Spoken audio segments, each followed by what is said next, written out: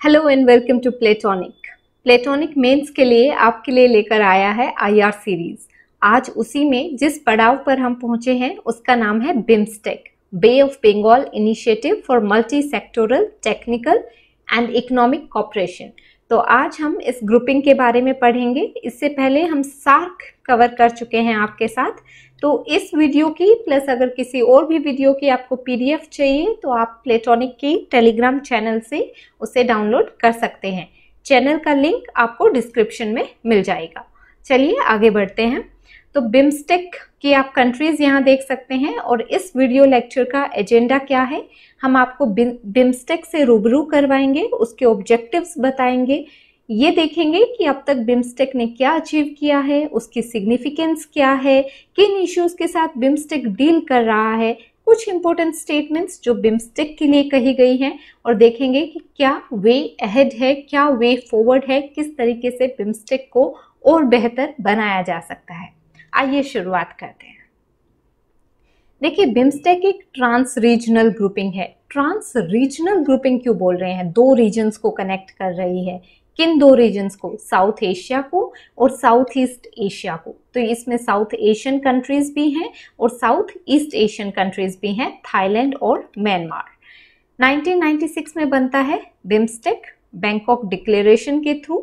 India, Bangladesh, Myanmar, Thailand, Sri Lanka initial members थे। इसे बिस्टेक कहा जाता था, राइट। बाद में म्यांमार ने ज्वाइन किया तो इसका नाम बिम्स्टेक हुआ, right. And then Nepal and Bhutan also joined it in 2004।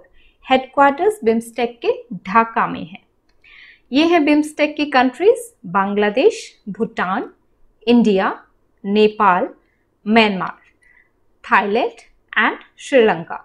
So Bangladesh, Bhutan, India, Nepal, Sri Lanka, these are South Asian countries. Myanmar and Thailand happen to be South East Asian nations. इसलिए हम बोल रहे हैं कि जो BIMSTEC है वो एक ट्रांस रीजनल ग्रुपिंग है। आगे बढ़ते हैं। जब भी कोई ऑर्गेनाइजेशन, कोई ग्रुपिंग बनाई जाती है तो एक विजन होता है, एक माइंड मैप होता है, क्या हमारे ऑब्जेक्टिव्स हैं, क्या हमारा विजन है। तो बिम्स्टेक के लिए ऑब्जेक्टिव्स ये थे कि एक इनेबलिंग इन्वायरमेंट क्रिएट करना चाह रहे थे रैपिड इकोनॉमिक डेवलपमेंट के लिए इस सब रीजन में। तो आप समझ सकते हैं कि इकोनॉमी या इकोनॉमिक डेवलपमेंट एक बहुत बड़ा एम था बिम्स्टेक का। उसके बाद इक्वालिटी और पार्टनरशिप की स्पिरिट को एनकरेज करना, एक्टिव कोलैबोरेशन हो सके, असिस्टेंस हो सके in the areas of common interest, जो भी ये मेंबर कंट्रीज हैं। तो आप देखेंगे तो actually it is a region, it is a sub region, ठीक है। तो Myanmar and Thailand are there, then Bangladesh, Bhutan, Nepal, India and then Sri Lanka. So it's a region, right. तो इस रीजन की सेम सी प्रॉब्लम्स होंगी, कॉमन प्रॉब्लम्स होंगी, तो उन सब के लिए म्यूचुअल असिस्टेंस हो उन प्रॉब्लम्स को निपटने के लिए, ये विजन था। इसके अलावा accelerating support for each other in the fields of education, science, technology. तो आप देख सकते हैं कि बिम्स्टेक का विजन बहुत ब्रॉड विजन है। प्रिंसिपल्स क्या थे जिन पर बिम्स्टेक आधारित है? सॉवरेन इक्वालिटी, जो भी मेंबर पार्टनर्स हैं बिम्स्टेक ग्रुपिंग में, उनकी सॉवरेनिटी की रिस्पेक्ट की जाएगी, उन्हें इक्वल ट्रीट किया जाएगा in matters of sovereignty. Nobody is higher और lower. Then territorial integrity, right, whatever territory these countries possess, that will be respected. Their territorial integrity is supreme. Political independence, which means that there will be no interference in the internal affairs of one member by another member of BIMSTEC. इसके अलावा peaceful coexistence और mutual benefit, ये principles थे BIMSTEC के और principles हैं। कोई भी क्वेश्चन आता है बिम्स्टेक पे, इन प्रिंसिपल्स का हल्का सा मेंशन आप जरूर करेंगे। उसके बाद बिम्स्टेक का ये मकसद नहीं था कि अब ये जो मेंबर स्टेट्स हैं ये बस आकर बिम्स्टेक की मीटिंग्स में पार्टिसिपेट करेंगे और कोई बायलेटरल या रीजनल मल्टीलेटरल कोऑपरेशन की ज़रूरत नहीं है, ऐसा नहीं है। बिम्स्टेक एक वी कैन से कि एक सप्लीमेंट्री मैकेनिज्म है, right. It is a complementary mechanism, it is not like as if it is a alternate, ठीक है। सो ये जो मेंबर नेशंस हैं, India, Bhutan, India, Nepal, they will keep having their bilateral, regional or multilateral cooperation and besides that they will also cooperate at BIMSTEC. So this was the vision. अब तक हमने देखा कि BIMSTEC की मेंबर कंट्रीज क्या हैं और किस ऑब्जेक्टिव से BIMSTEC बना था। अब ओवर टाइम BIMSTEC की क्या अचीवमेंट्स रही हैं, एक बार उसकी तरफ नजर डालते हैं। देखिए, एशियन ट्राइलेटरल हाईवे है जिसको इंडिया, म्यांमार, थाईलैंड ट्राइलेटरल भी बोलते हैं। So it is connecting these 3 Nations and this trilateral highway is one of the achievements of BIMSTEC. Kaladan multimodal project is there, that is also counted as a achievement of BIMSTEC. Then BBIN motor vehicle agreement, Bangladesh, Bhutan, India and Nepal. Blue economy में जो ये countries, because you see most of them are littoral states, ठीक है, Myanmar हुआ, Thailand हुआ, Bangladesh, India, Sri Lanka, these are littoral states. So blue economy matters a lot to them, right. तो blue economy में cooperation है। BIMSTEC का FTA है, free trade agreement. अब देखिए, ये एक अचीवमेंट भी है और इशू ऑफ कंटेंशन भी है। क्यों? क्योंकि साइन हो चुका है FTA इन कंट्रीज के बीच में, बट इम्प्लीमेंट नहीं हुआ है अब तक। इम्प्लीमेंटेशन में डिले है, इन्फोर्समेंट में डिले है, it has not come into force yet. Then BCIM corridor is there, and then there is this convention on mutual legal assistance in criminal matters. So these are few achievements of BIMSTEC. क्या significance है BIMSTEC की? तो सबसे पहले तो जब आप किसी भी ग्रुपिंग की आपसे सिग्निफिकेंस पूछी जाए तो आप जाकर उसके मेंबर स्टेट्स देखिए, कौन से मेंबर स्टेट्स हैं, कौन सी कंट्रीज हैं जो उसका पार्ट है, तो वहीं से आपको एक अंदाज़ा लग जाएगा कि क्या सिग्निफिकेंस है इस ग्रुपिंग की।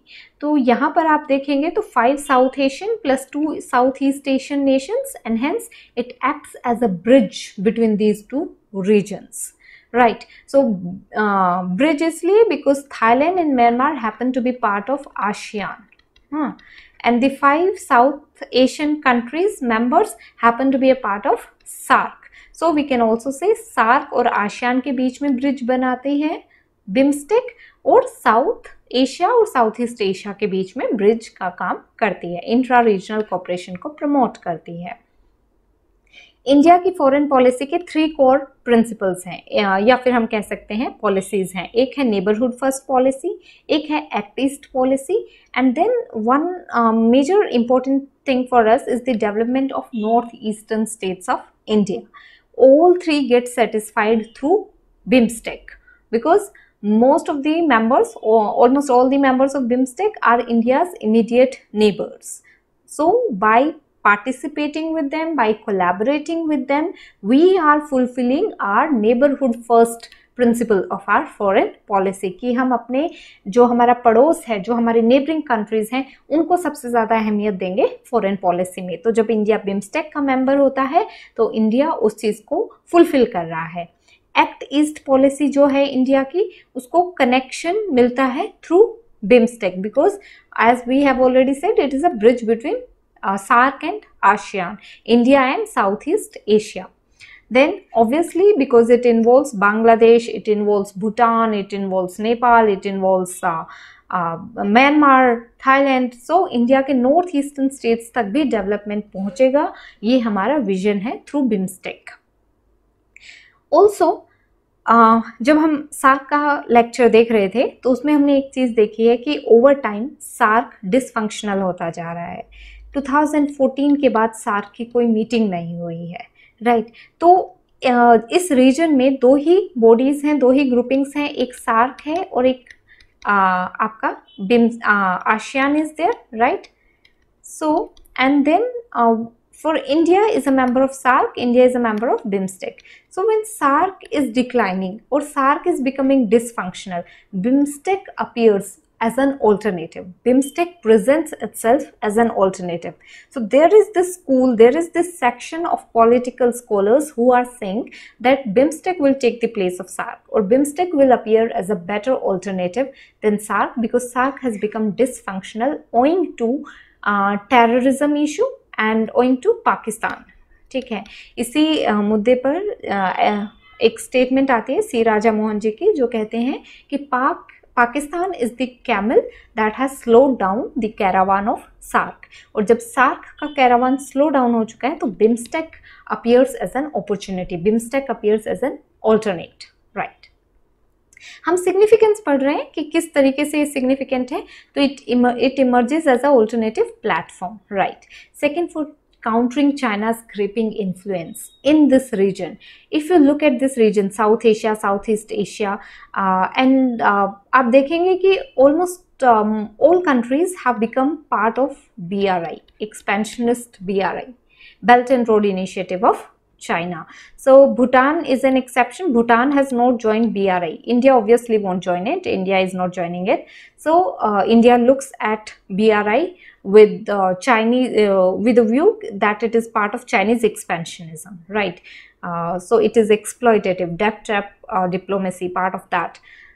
Okay, so Bhutan is one nation in this region which has not joined BRI. Otherwise, Nepal has joined BRI despite India's resentment. Myanmar has joined BRI. Bangladesh has joined BRI. And Southeast Asian nations are also inclined towards BRI. So when you how to counter this influence? India needs to have a platform to say or to talk about its opinion, to garner support for itself. So BIMSTEC offers that opportunity to India, right? Aligning with India's larger goal to gain trade and security prominence in the Indian Ocean region and to cater to the concept of Indo-Pacific region.